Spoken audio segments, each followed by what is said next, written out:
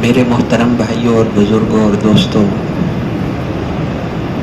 انبیاء علیہم الصلوات و تسلیمات کی محنتوں کی بنیاد اللہ جل شانہ کی ذات عالی پر یقین اس پر ہوتی تھی۔ اللہ کے خزانوں پر اعتماد کر کے اور اللہ جل شانہ کی ذات عالی پر یقین کر کے اس بنیاد پر محنت فرماتے تھے۔ دنیا کی چیزوں اور دنیا کے سامانوں کی بنیاد پر محنت نہیں اٹھاتے تھے۔ حضور صلی اللہ علیہ وسلم کو اللہ جل شانہ نے مکہ مکرمہ میں پیدا فرمایا۔ اس وقت بڑے آباد شہر بھی تھے، بڑے بڑے تجارتی مراکز اور صنعتی، وہاں پر نہیں پیدا کیا۔ ملک شام میں، ایران، کسی اور جگہ نہیں پیدا فرمایا۔ ایسی جگہ جہاں کچھ بھی نہیں ہوتا، نہ وہاں کپڑے بنتے تھے، نہ کوئی کھیتی باڑی ہوتی تھی، نہ کوئی کچھ، کوئی ان پر حکومت کرنے کے لیے تیار نہیں۔ اسی لیے جب بھی ذکر آتا ہے کہ آپ کے پاس بردۃ یمانیۃ، آپ کے دادا نے تجارت شروع کروائی تھی، سردیوں میں یمن جاتے تھے اور گرمیوں میں ملک شام جاتے تھے۔ وہ ٹھنڈا ملک ہے، یہ یمن گرم ملک ہے، تو وہاں سے کپڑا بھی لاتے تھے، ضرورت کی چیزیں۔ تو جبۃ انبجانیۃ، ملک شام کا بنا ہوا جبہ، وہ آپ کے پاس آپ کو پہنے ہوئے دیکھا تو وہاں کا شام کی چیزیں، یمن کی چیزیں، یہ مکے میں کچھ نہیں ہوتا تھا۔ نہ کوئی زراعتی جگہ ہے، نہ کوئی صنعت کی چیز ہے، نہ کوئی یہاں پر کپڑا بنتا ہے، نہ کچھ، بس۔ تو پھر یتیم والد سے آدمی کو بہت امیدیں ہوتی ہیں، والد اس کی مدد کرتا ہے، تعلیم اور اس کی ساری چیزوں کا سہارا بنتا ہے۔ آپ کے تو بے مثال والد تھے، لیکن ان کو اللہ نے آپ کی پیدائش سے پہلے ہی اٹھا لیا تاکہ باپ سے امیدوں والا چکر ہی نہ ہو، تو باپ کی امیدیں ساری ختم۔ دادا بڑے شفیق تھے، ان کو بھی بچپن میں اٹھا لیا۔ ماں بڑی شفیق تھی، ان کو بھی بچپن میں اٹھا لیا۔ جیسے لا الہ الا اللہ، پہلے سب کی نفی ہے، کوئی بھی نہیں ہے، پھر الا اللہ، اسی طرح آپ کی پہلے ساری امیدیں ختم کر دیں۔ طائف والوں سے امید تھی، وہ بھی ختم ہو گئی، ساری امیدیں ختم کر دی۔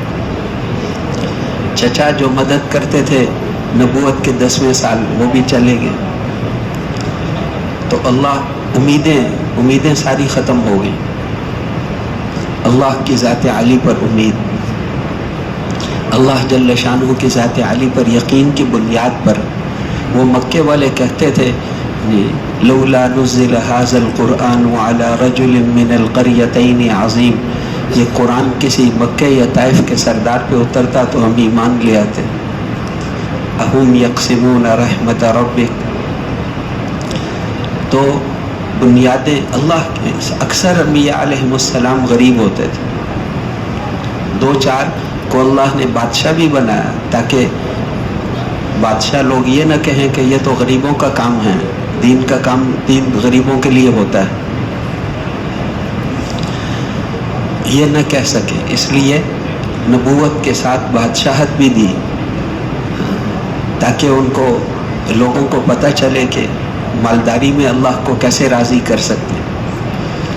حضرت عثمان رضی اللہ عنہ 5 درہم سے قیمتی لباس کبھی ساری زندگی نہیں پہنا، لکھا ہوا روایتوں میں، 5 درہم سے قیمتی کپڑا کبھی نہیں پہنا، خرچ کر رہے ہیں لاکھوں، اور وہی لنگی اور وہی کرتا۔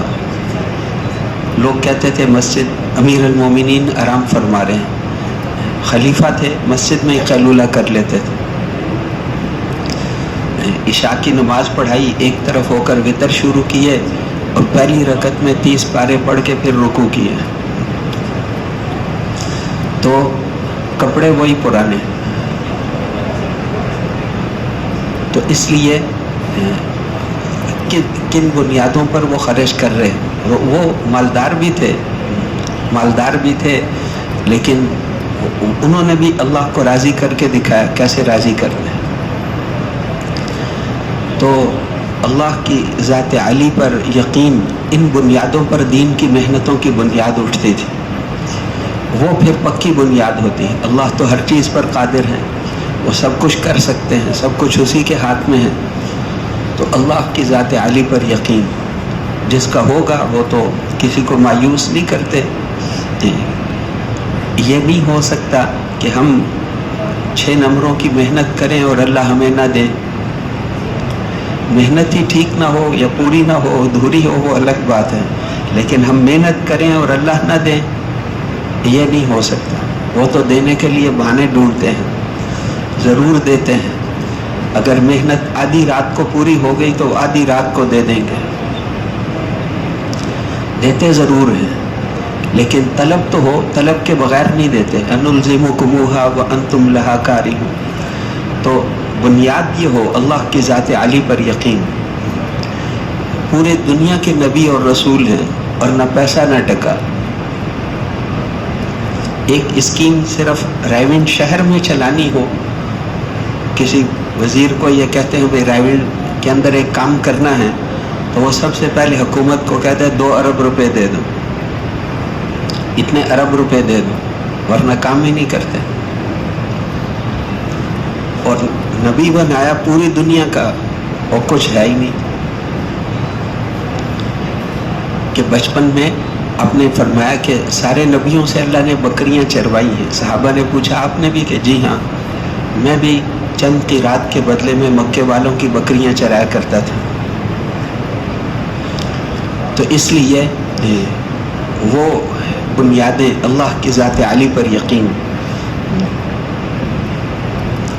اس کو سیکھنا، اس کے لیے جو ہے وہ دعوت دینا، اس کو محنت کرنا، اس کو سیکھنا. مولانا یوسف صاحب رحمۃ اللہ علیہ کو مولانا الیاس صاحب کام ذمہ لگاتے تھے، پیسے نہیں دیتے، تھوڑے دیتے ہیں یا اس طرح کر کے. ہر موقع پہ اس کا خیال رکھتے تھے. ایک وقت یعنی ایک دفعہ چائے ان کو پسند تھی تو چائے چھوڑ دی انہوں نے، پھر مہنگی ہوگی. کہا کیوں چھوڑ دی ہے؟ کہ مہنگی ہوگی. کہ انا للہ و انا الیہ، اللہ تو وہی ہے، مہنگی ہونے کی وجہ سے نہ چھوڑو. پہلے بھی اللہ پھلاتے تھے، اب بھی اللہ. تو وہ ان بنیادوں پہ اٹھایا تھا. وہ مولانا عبید اللہ سندھی جب وہاں گئے نا تو انہوں نے مولانا کے خلفاء کو دیکھا تو انہوں نے کہا قوت عمل تو مولانا یوسف میں ہے، مولانا یوسف صاحب میں قوت عمل ہے. تو یقین اللہ کرتے ہیں، اللہ سے ہوتا ہے. اللہ کے ساتھ تعلق ٹھیک ہو گیا تو ہمارے سارے کام خود بخود بن جائیں گے. صحابہ کرام کی بھی تربیت آپ نے اسی پر فرمائی تھی. حضرت علی رضی اللہ عنہ، وہ آپ نے ان کو فرمایا کہ مکہ مکرمہ جو راستہ جا رہا ہے، روضۃ خاخ ایک جگہ تھی، وہاں پر وہ ایک بوڑھیا ہے، وہ جا رہی ہے، اس کے پاس ایک خط ہے، وہ لے کر آنا ہے. اب وہ وہاں پہنچ گئے گھوڑے پر. حضرت علی رضی اللہ عنہ ایک ساتھی کے ساتھ اس بڑھیا کو کہا تمہارے پاس ایک خط ہے؟ اس نے کہا میرے پاس تو کوئی خط نہیں.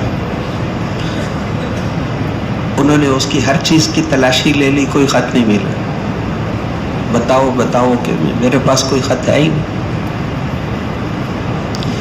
تو حضرت علی رضی اللہ عنہ نے اسے فرمایا کہ خط تو ہے، اللہ کے رسول نے بتایا ہے، اب میں تجھے ننگا کر کے تیرے اندر سے نکالتا ہوں. خط تو ہے، یہ تو نہیں ہو سکتا کہ نہ ہو، اب میں تجھے نہیں چھوڑوں گا. اب وہ ڈر گئی، اس نے کہا میں دیتی ہوں، میں نکال کر دیتی ہوں. آپ کی باتوں پر اتنا یقین تھا جیسے آنکھوں دیکھی چیز پر یقین ہوتا ہے. لوگوں نے کہا وہ جو ہجرت کی رات آپ نے گزاری تھی حضور کے بستر پر، تو اس میں تو نیند ہی نہیں آئی ہوگی کہ باہر 100 کافر تلواریں لے کر کھڑے ہیں. ان کا جیسی مزیدار نیند اس رات آئی کبھی نہیں آئی. کہ باقی راتوں میں تو یہ ہوتا ہے کہ جبرائیل علیہ وہ اسرائیل نہ آ جائے. اس رات تو مجھے یقین تھا کہ میرے آقا نے فرمایا ہے کہ صبح اٹھو گے تو یہ مانتے فلاں فلاں کو دے کر ہمارے پاس آنا. تو مجھے یقین تھا اب صبح تک تو آج اسرائیل بھی نہیں آئے گا. تو اللہ کی ذات پر یقین. رات کو وہ جنگ کے دوران نوجوان آئے, دیکھا حضرت علی رضی اللہ عنہ لیٹے پہرا دینا شروع کر دیا. ان کی آنکھ کھلی آواز سن کر, کیا کر رہے ہو؟ کہ جی پہرا دے رہے ہیں. تو فرمایا آسمان والوں سے پہرا دے رہے ہو زمین والوں سے؟ انہوں نے کہا کہ آسمان والوں کا تو ہمیں پتہ ہی نہیں, ہم تو زمین والوں سے پہرا دے رہے ہیں.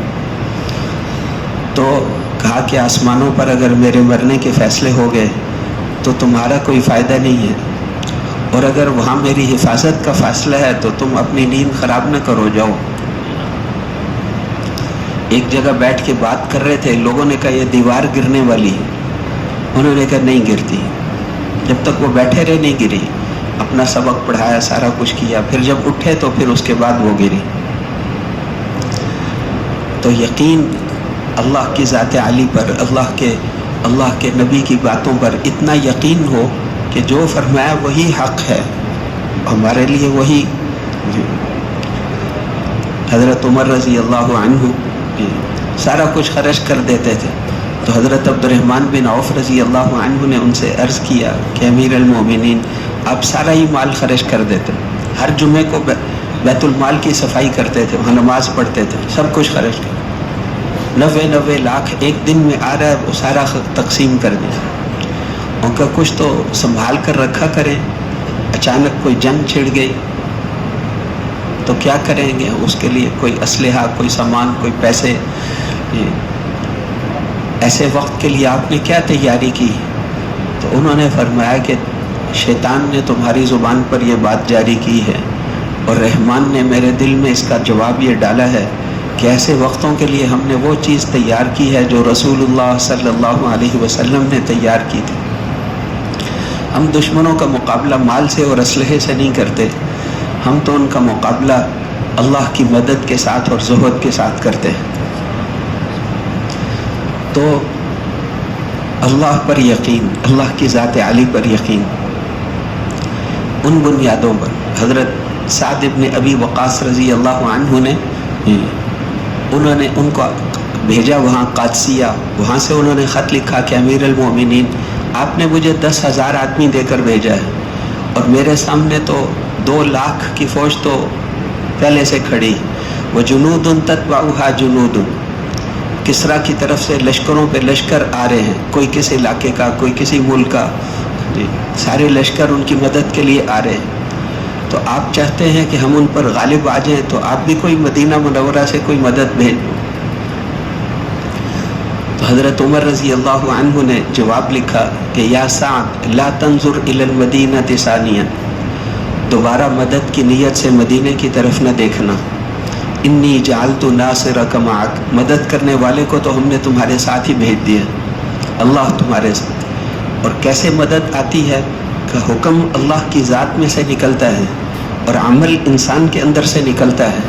جب انسان کا عمل اللہ کے حکم کے مطابق ہوتا ہے تو پھر اللہ کی طاقت انسان میں آ جاتی ہے, اور جب انسان کا عمل اللہ کے حکم کے مطابق نہیں ہوتا تو پھر اللہ کی غیبی تائید اور مدد اس کے ساتھ نہیں ہوتی.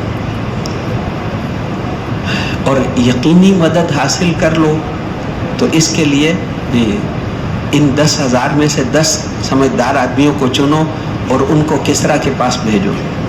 وہ وہیں پر ہے, اس کے پاس 10 آدمی بھیجو, وہ اس کو جا کر دعوت دیں, دین اسلام کی دعوت دیں. اگر اس نے قبول کر لی تو وہ ہمارا بھائی ہے, کوئی لڑائی نہیں ہماری اس کے ساتھ. اور اگر اس نے قبول نہ کی تو پھر گھبرانا نہیں.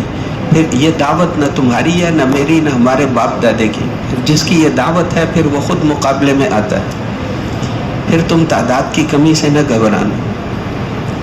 وہاں خط پہنچا, انہوں نے 10 آدمی نکال کر بھیجے, کسریٰ کو انہوں نے جا کر دعوت دی. اس پر تو اثر ہوا. اس نے ان کو کہا کہ ان کو باہر بھیج کر اپنے لوگوں کو کہا کہ دیکھا ہے تو انہوں نے شور مچا دیا. وہ تو قبول کرنے والے نہیں تھے. اس نے جب دیکھا یہ نہیں مانتے, میری حکومت جائے گی, تو اس نے وہاں پر ان کو میں تو ویسے ہی آزما رہا تھا, پھر کب بلاؤ ان کو, ان کا تم واپس چلے جاؤ, ہم تمہیں اتنے اتنے کپڑے, اتنے سامان, اتنے پیسے دیں گے, امیر کو زیادہ دیں گے, اور اگر نہیں جاؤ گے تو میں رستم کو بھیجوں گا, یہ تمہیں قادسیہ میں دفن کر دے گا. تو انہوں نے کہا کہ وہ بادشاہ, قادسیہ میں دفن تو تمہارے آدمی ہوں گے, ہمارے نہیں ہوں گے, ہمارے ساتھ تو اللہ کی مدد ہے. ان کو یقین تھا کہ اللہ کی مدد ساتھ ہے. رستم بھی ڈرتا تھا. وہ کہتا تھا کہ اس نے بہت زور لگایا کہ مجھے نہ بھیجو, میں یہاں سے فوجیں بھیجنے میں مدد کروں گا. وہ بادشاہ نے زبردستی بھیجا. وہ سارے ڈرتے تھے. تو پھر اسی طرح وہ صحابہ کرام رضوان اللہ, حضرت کعب بن عدی رضی اللہ عنہ, ان کو حضرت عمر رضی اللہ عنہ نے مصر کے بادشاہ مقوقس کے پاس بھیجا. وہ اسکندریہ میں تھا اس وقت. تو وہ گئے, اس کو خط دیا, اس نے خط پڑھا.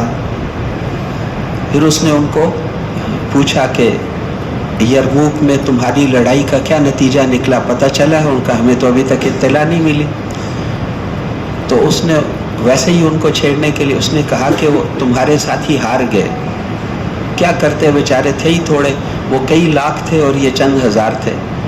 تو کعب بن عدی نے کہا تم جھوٹ بول رہے ہو, یہ نہیں ہو سکتا. اس نے کہا کیوں نہیں ہو سکتا؟ اس نے کہا کیونکہ اللہ کے وعدے ہمارے ساتھ ہیں, اللہ کے وعدے سچے. تو بادشاہ رونے لگا. اس نے کہا تمہارے نبی بھی سچے تھے, تم بھی سچے, تمہارے ساتھی جیت گئے ہیں, میں تو ویسے ہی چیک کر رہا تھا, تمہارے ساتھی جیت گئے ہیں اور وہ کافر ہار گئے ہیں. یرموک, اجندین, جلولا, یہ بڑی بڑی جنگیں تھیں, لاکھوں کافر اور تھوڑے سے. تو وہ اللہ کی بنیاد پر, صحیح یقین کی بنیادوں پر اٹھے تھے.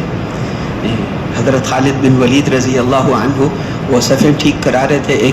ایک آدمی نے کہا ما کثرت الروم, رومی کتنے زیادہ ہیں, کئی لاکھ آدمیوں کی فوج, کئی میل لمبی ایک ایک صف. تو حضرت خالد بن ولید رضی اللہ عنہ نے اسے فرمایا کہ تم نے غلط کہا, ما قلت الروم, کتنے تھوڑے ہیں, اگر میرے گھوڑے اشکر کے پاؤں آج ٹھیک ہوتے تو میں اکیلے ہی کافی تھا. تو اس لیے وہ یقین ایسا تھا اللہ کی ذات. ایک دفعہ انہوں نے حضرت خالد بن ولید رضی اللہ عنہ کو دھوکہ دینا چاہا کہ انہوں نے کہا کہ ان کے 10 سرداروں کو بلاؤ, ہمارے ساتھ آ کر مذاکرہ کر لیں, مذاکرے سے بات حل ہو جائے گی, لڑائی کا کیا فائدہ ہے, ہزاروں انسانوں کا خون بہہ جاتا ہے. تو وہ سمجھ گئے کہ دھوکہ دینا. انہوں نے کہا کہ ہم ان کو بتاؤ کہ ہم 100 آدمی آئیں گے, 10 نہیں آئیں گے. تو انہوں نے کہا اچھا چلو ٹھیک ہے 100 آ جائیں. ان کی نیت تھی ان کے بڑے بڑے سرداروں کو ہم مار دیں گے تو باقی فوج بھاگ جائے گی, جیسے کافروں کی ان کا سردار مر جاتا تھا تو سب بھاگ جاتے, ان کا یہ بھی بھاگ جائیں گے, اور بڑے بڑے آدمی ان کے آ جائیں. 100 آدمیوں کے ساتھ گئے ان کی فوج کے بیچ میں. اب انہوں نے وہاں پر بات کر, انہی دنوں میں انہوں نے مسلمانوں کے 5 آدمی گرفتار کیے تھے, کچھ صحابہ, کچھ تابعین. زرار ابن ازور رضی اللہ عنہ ایک بڑے بہادر صحابی تھے, ان کو بھی پکڑا ہوا تھا. تو انہوں نے پہلے سے یہ سوچا ہوا تھا کہ ان کو ہم ان کے سامنے بلا کر ماریں گے, شہید کریں گے, تاکہ ان پر روب جم جائے. بات چیت ہوتی رہی, پھر بادشاہ اس سے ہو گیا باتیں. پھر اس نے کہا تم کیا سمجھتے ہو اپنے, تمہارے ان 5 قیدیوں کو ہم ابھی تمہارے سامنے ماریں گے. انہوں نے اس کو 5 کو بلوایا. پہلے تو یہ چپ بیٹھے رہے, جب وہ آ گئے تو حضرت خالد بن ولید رضی اللہ عنہ نے اسے کہا کہ اللہ کی قسم تو اس سے زیادہ ذلیل ہے کہ تو ان پر تلوار اٹھا بھی سکے. انت واللہ اذل و احقر, اس سے زیادہ ذلیل ہو کہ تم ان کی طرف دیکھو. تو ان کی طرف آنکھ اٹھا کر دے، ان سے پہلے میں تجھے قتل کروں گا۔ تلوار نکال کے کھڑے ہو گئے، کہ پہلے تو ان کو بعد میں کچھ کرے گا، پہلے میں تیری گردن اڑاؤں گا۔ اب وہ بادشاہ کو دائیں بائیں والے وزیروں نے کہا کہ ہم تو گئے سارے، یہ تو ایک آدمی ہماری فوج کے لیے کافی، ایک ایک ان میں سے ایسا ہے، ان سے اب جان چھوڑاؤ، اب ہم نہیں بچ سکتے، ہماری باقی فوج کا کیا ہو کیا نہ ہو، ہم تو گئے سارے۔ اور بادشاہ نے دیکھ لیا کہ اب ہمارے بس میں نہیں ہے، تو وہ پھر ہنسنے لگا، اس نے کہا میں تو مذاق کر رہا تھا، چلو ان کو بھی لے جاؤ۔ تو وہ جب واپس آئے تو انہوں نے ساتھیوں نے ان سے پوچھا، جو ساتھ گئے تھے ان سے پوچھا کہ تمہیں لاکھوں کے بیچ میں 100 آدمی، تمہیں ڈر نہیں لگ رہا تھا؟ وہاں کہا نہیں اللہ کی قسم، وہ تو ہمیں چونٹیوں کی طرح لگتے تھے۔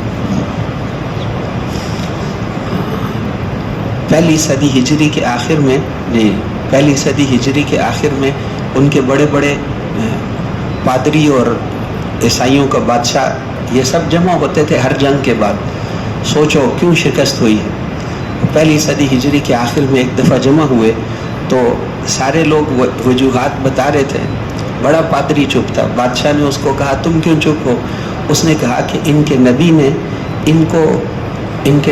ان کو ایک جوہر دیا ہے، جب تک وہ جوہر ان کے پاس ہے اس وقت تک دنیا کی کوئی طاقت بھی ان کو شکست نہیں دے سکتی۔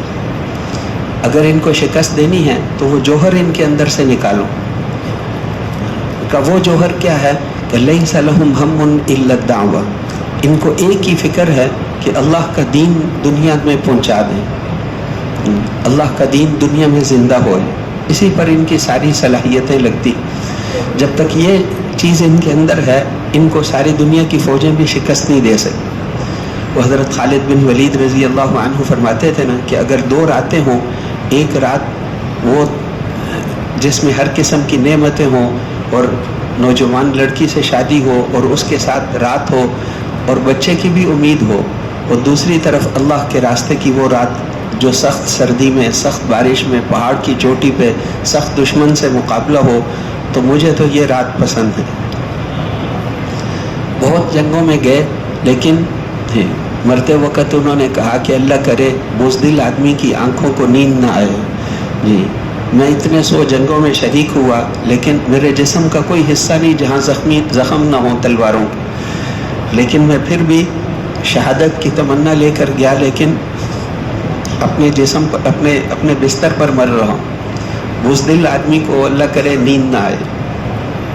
ان کی قبر پہ ابھی بھی وہ الفاظ ان کے لکھے ہوئے ہیں۔ تو اس لیے یقین کی بنیادوں پر وہ چلتے تھے، یقین کی بنیاد پر۔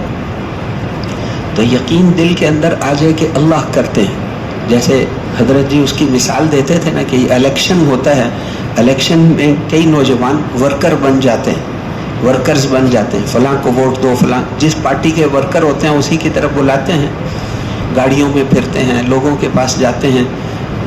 وہ ویسے تو غریب نوجوان ہوتے ہیں، گھر میں دال روٹی بھی اچھی طرح نہیں ملتی، اور جب تک الیکشن چلتا ہے تو روسٹ مرغے، بریانیاں، بوتلیں، یہ چیزیں چلتی، کاروں میں پھرتے ہیں۔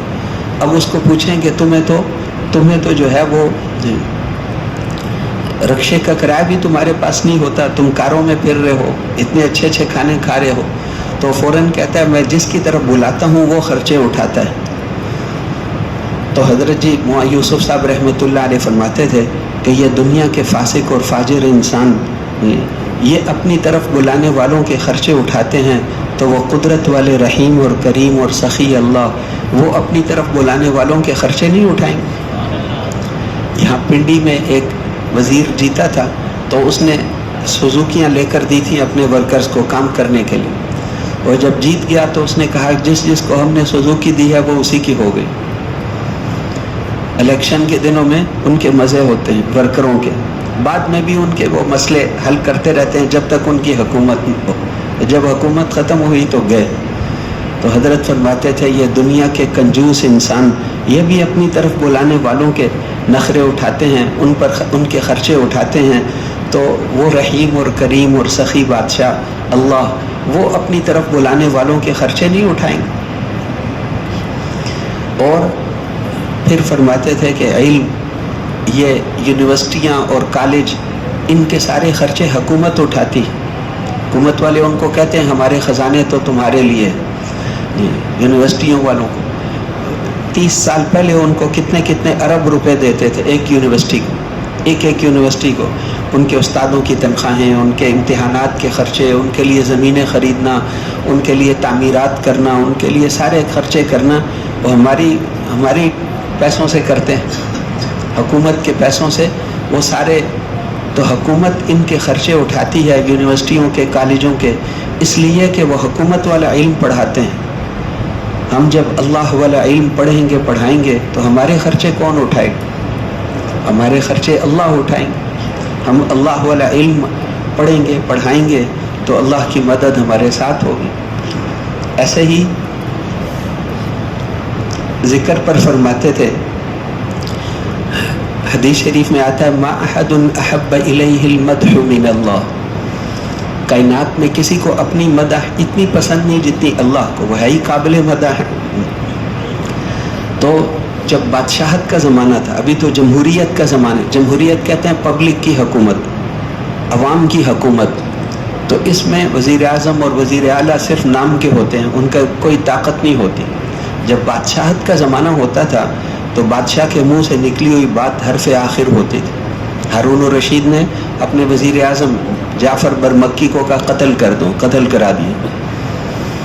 جو بادشاہ نے کہہ دیا بس وہی بات تھی، اس پر کوئی چیز نہیں چلتی تھی. تو وہ بادشاہت کا زمانہ. اس وقت کیا کرتے تھے، یہ شعراء ہوتے تھے، ان کے ساتھ شعراء، وہ ان کی بڑی تعریفیں پڑھتے تھے، قصیدے پڑھتے تھے، اور وہ ان کو لاکھوں کے حساب سے دیتے. مغلیہ خاندان کی حکومت تھی ہندوستان میں. منعم خان ایک بادشاہ تھا، اس نے رات کو دربار لگایا. ایک شاعر نے اس کو کہیں سے ایک نظم ملی، اس نے آ کے اس کی بادشاہ کی تعریف میں پڑھی.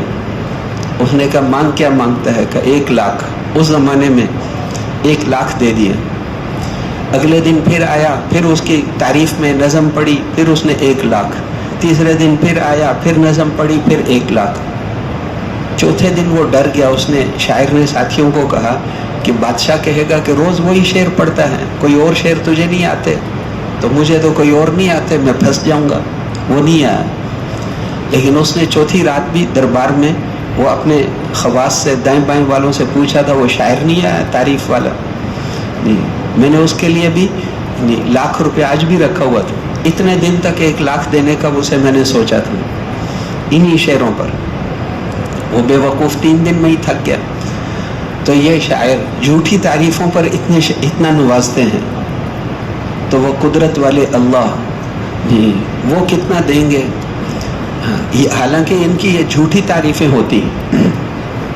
وہ متنبی تھا نا، متنبی، اس نے اس کے بادشاہ کی تعریف میں کہا، اشعار پڑھتے تھے اس نے، لم يحكنا إلك السحاب وإنما حمت به فصبيبها الرحضاء.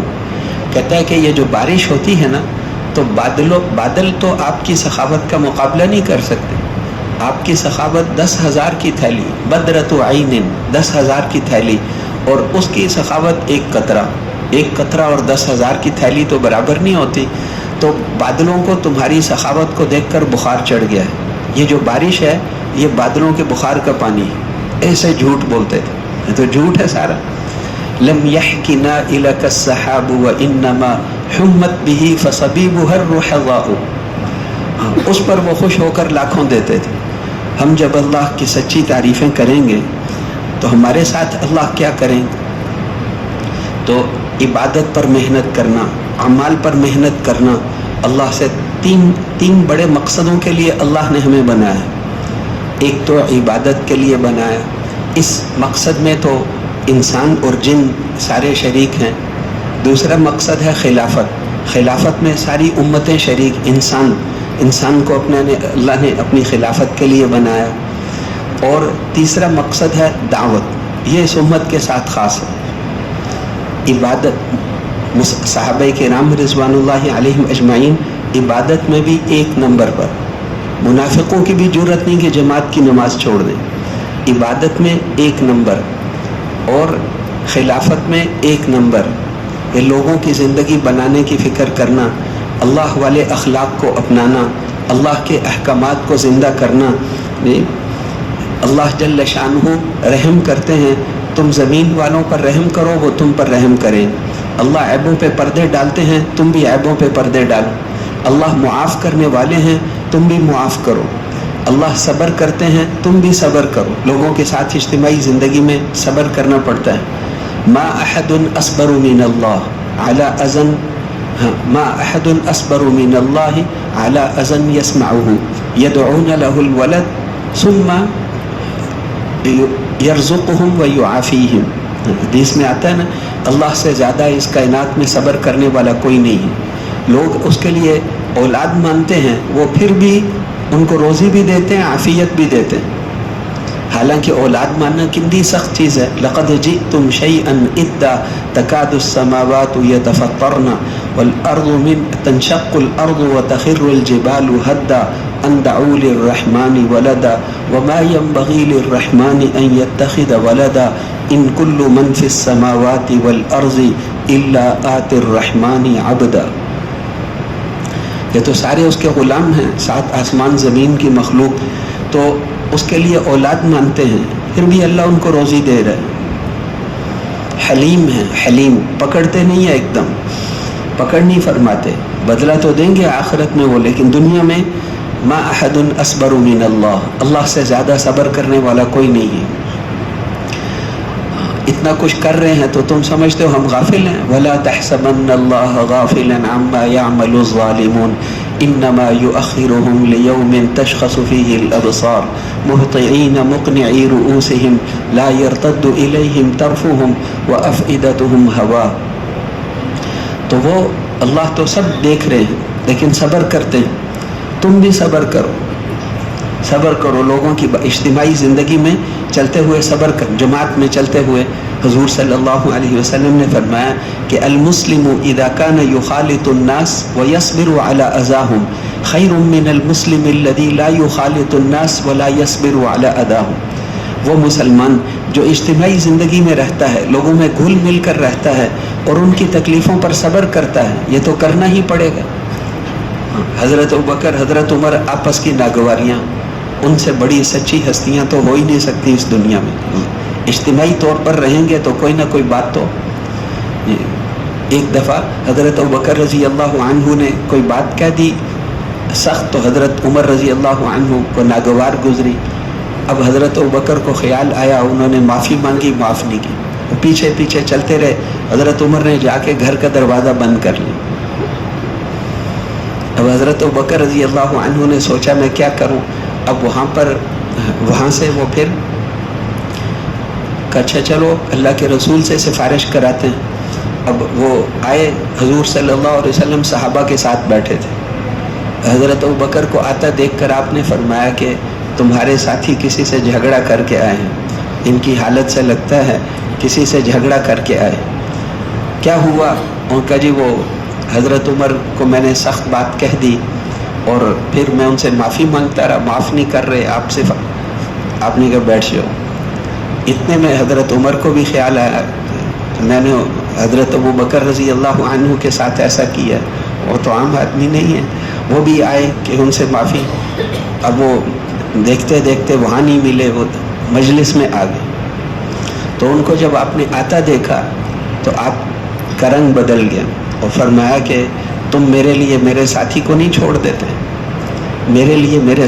حضرت ابوبکر کہتے رہے کہ جی غلطی میری تھی کہ نہیں، تم چپ کر جاؤ، میرے لیے میرے ساتھی کو نہیں چھوڑ دیتے. تم سب نے جس وقت مخالفت کی تھی انہوں نے میری مدد کی تھی. وہ باتیں جب حضور نے فرمائی تو اس کے بعد پھر حضرت ابوبکر کو کوئی کچھ نہیں کہتا تھا. آپ کے ساتھ حضرت ابوبکر کی جگہ ہوتی تھی اور کسی کی جگہ خاص نہیں تھی. وہ بیٹھیں وہاں کوئی اور بیٹھے تو آپ کو ناگواری ہوتی تھی. تو بہرحال پھر اسی طرح اتنی بڑی ہستیوں میں بھی، اتنے مخلص لوگوں میں بھی، تو اس لیے اجتماعی زندگی میں چلتے ہوئے تو ناگواریاں ضرور ہوتی ہیں، لیکن صبر کرنا. انما تکرہون فی الجماعۃ خیر مما تحبون فی الفرقۃ. اجتماعی زندگی کی ناگواریاں انفرادی زندگی کے مزوں سے بہتر ہیں. انفرادی زندگی میں تو آدمی کے مزے ہوتے ہیں، جب مرضی کھائے، جب مرضی سوئے، جب مرضی جو مرضی کرے.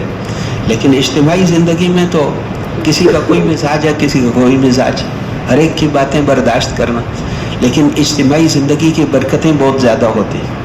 تو اس لیے اجتماعی زندگی میں چلتے ہوئے صبر کرنا، لوگوں کی باتوں پر صبر کرنا، ان کے ساتھ چلنا. تو بات تو خیر یہ چل رہی تھی کہ جتنی ہم دعوت دیں گے، جتنی دعوت دیں گے اتنا یقین بنے. تو اپنے اعمال کی بھی پابندی ہو. تہجد ٹھیک ہے، گرمیوں کی راتیں ہیں، لیکن اجر کتنا ہے رات کے وقت تہجد اور دعا اور ذکر اور تلاوت اللہ سے. تو اللہ جل شانہ سے مانگنا، دعا کا طریقہ آپ نے سکھایا. حدیث میں یہ بات آتی ہے کہ آپ نے فرمایا کہ جب دعا مانگو تو پہلے اللہ کی تعریف کرو، سب سے پہلے اللہ کی تعریف کرو. سورہ فاتحہ فرماتے ہیں نا علماء، اللہ نے بندوں کی زبان میں اتاری، تو اس میں پہلے تعریف ہے ساری. الحمدللہ رب العالمین الرحمن الرحیم مالک یوم. یہ سارے غیب کے صیغے ہیں، اس میں ظاہر غیب کے درجے میں ہوتا ہے.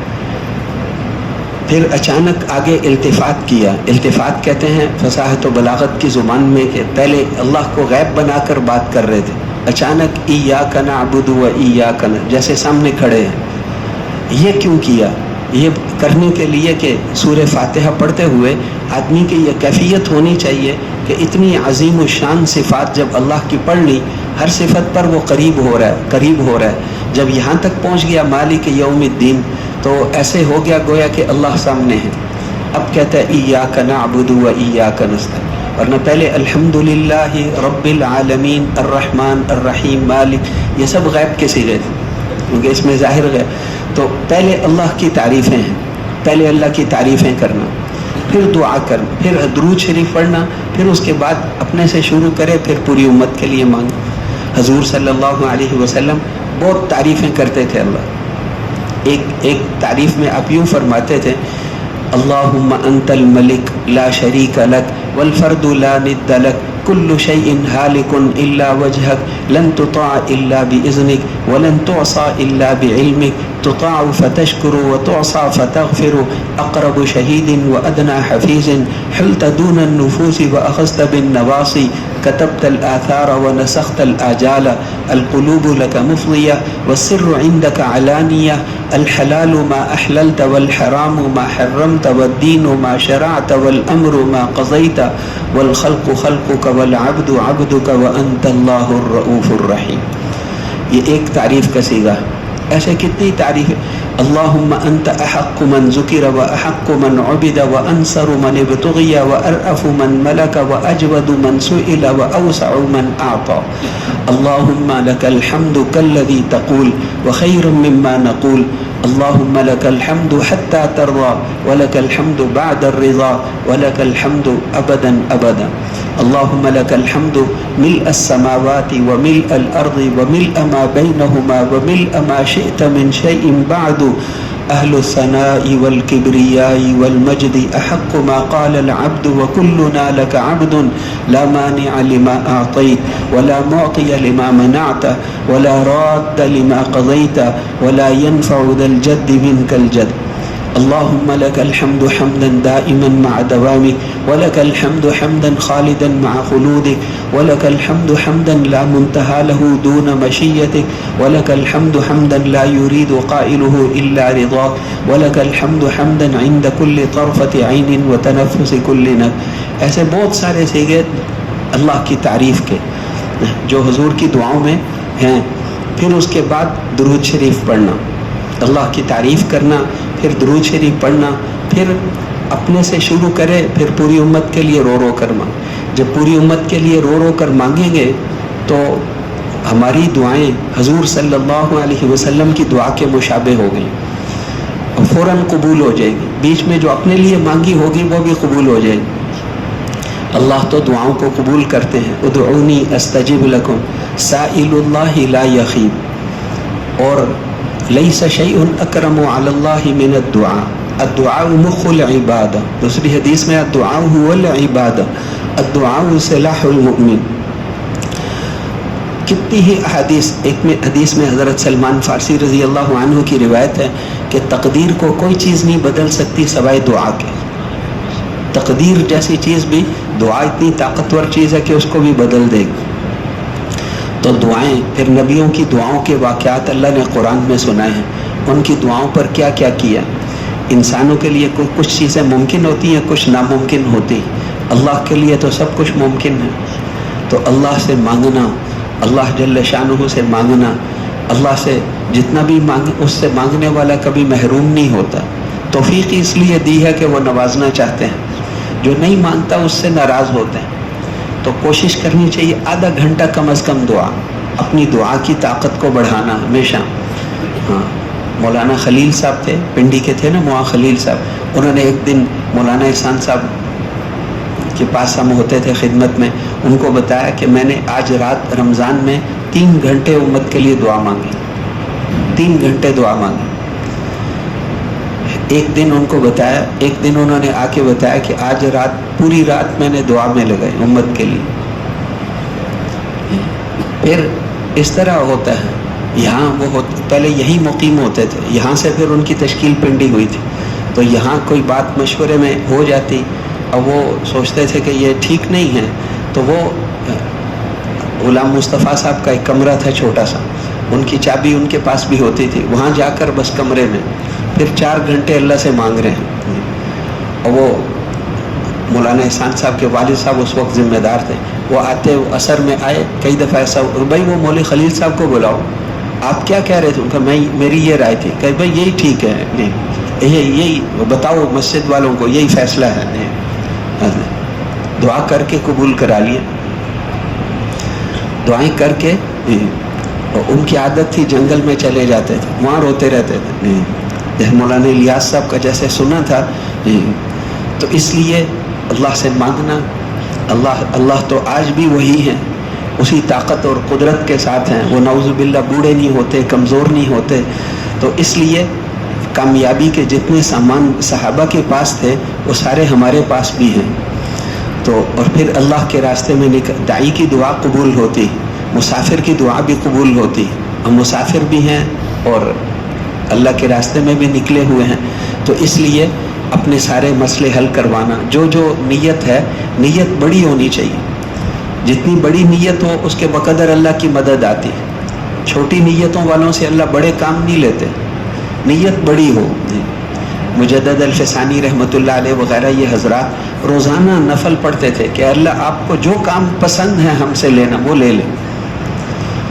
मौलाना सईद अहमद खान साहब फरमाते थे कि मैं बहुत सोचता था कि इतने बड़े बड़े हजरात उस वक़्त मौजूद थे, बहुत बड़े बड़े लोग मौजूद थे, ये मौलाना इलियास साहब से अल्लाह ने ये काम क्यों लिया,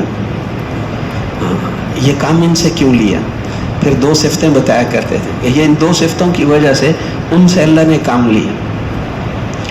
तो दूसरों की गलती भी अपने ऊपर ले लिया करते थे। मौलाना अब्दुल शकूर लखवी, मौलाना अब्दुल शकूर साहब थे, उनके वालिद मौलाना अब्दुल हई लखनवी के, तो उनके पास गए, उनको दावत बड़ी पसंद आई। उन्होंने कहा कि मैं शहर के सारे लोगों को जमा करूँगा, सारे वकला, मेरी एक आवाज़ पर पूरा शहर आएगा, लेकिन वक्त की पाबंदी हो, देर से ना आना, वक्त कौन सा हो मैं पूछ के बता दूँगा। चलो, अब उन्होंने कहा ठीक है। अब वो उन्होंने फिर सारे अफसरों से भी बात की, सारे लोगों से। उन्होंने फिर 8:30 बजे का वक्त तय किया, खादिम को भेजा कि बता दो कि 8:30 बजे, सुबह 8:30 बजे सारा शहर जमा हो, बात करनी है। और खादिम अल्लाह के बंदे, उसने सोचा कि वो इतने बड़े आदमी हैं, उनका वक्त ज़ाया होगा, उनका ये लोग हमेशा लेट आते हैं। उसने जाके 9 बजे का वक्त बताया, 9 बजे का वक्त दिया है, आप उस वक्त आ जाएं। मौलाना इलियास साहब, मौलाना मंजूर अहमद नुमानी साहब भी उनके साथ थे, उनको साथ ले इधर वो 8:30 बजे, तो उन्होंने सबको कहा था वक्त की पाबंदी करना, 8:30 बजे सब आ गए थे। अब मौलाना इलियास साहब नहीं आ रहे। उनको बड़ा गुस्सा आया कि कल तो इतना ज़बरदस्त करके मुझे काम बताया था और हाल ये है मुसलमानों का। 9 बजने में 5 मिनट थे तो ये दोनों हजरात वहाँ पहुँच गए। ये तो अपने हिसाब से 5 मिनट पहले गए थे। अब उन्होंने जाते ही जो उनको सुनाई, इतनी सुनाई सारों के सामने, उनका तुम दीन का काम करोगे, तुम इतने बेपरवाह इंसान हो, निकल जाओ यहाँ से, दीन का काम करने आए हैं। वो तो मजमे को भी कहा जाओ, कोई बात नहीं सुननी, बहुत डांट कर भेज दिए। मुआ मंजूर साहब कहते रहे कि आप बताओ कि हमें वक्त ही 9 बजे का बताया है, हम तो 5 मिनट पहले आए हैं, ज़्यादा पहले नहीं आए कि आपको तकलीफ ना हो। तो मौलाना इलियास साहब चुप कराते रहे कि चुप कर जाओ, सुना कर वापस आ गए। बात ख़त्म हो गई। अब वो खादिम जो था उसको ये हुआ कि भाई सारा मेरी वजह से हुआ है, तो उसने बाद में एक दिन वो बहुत खुश थे, तो उनको खादिम ने कहा कि एक गलती आप पहले वादा करें, फिर मैं बताऊंगा कि मेरे से एक गलती हुई है बड़ी। उन्होंने कहा क्या? उनका पहले आप वादा करो कि आपने माफ़ किया है। और बार बार उसने कहा अच्छा चलो भाई मैंने माफ़ कर दिया, अब तो बता। और वो उस दिन मौलाना इलियास साहब को मैंने 9 बजे मैंने कहा था, मैंने कहा ये लोग जो हैं ये तो जाहिल हैं, देर से आते हैं, उनका वक्त ज़ाया ना हो। मैंने खुद ही आधा घंटा लेट बताया था। उन्होंने कहा अच्छा ये बात थी।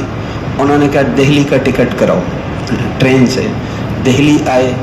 मौलाना इलियास साहब को बताया कि वो मौलाना आए हैं, वो बाहर आए, इस्तकबाल किया।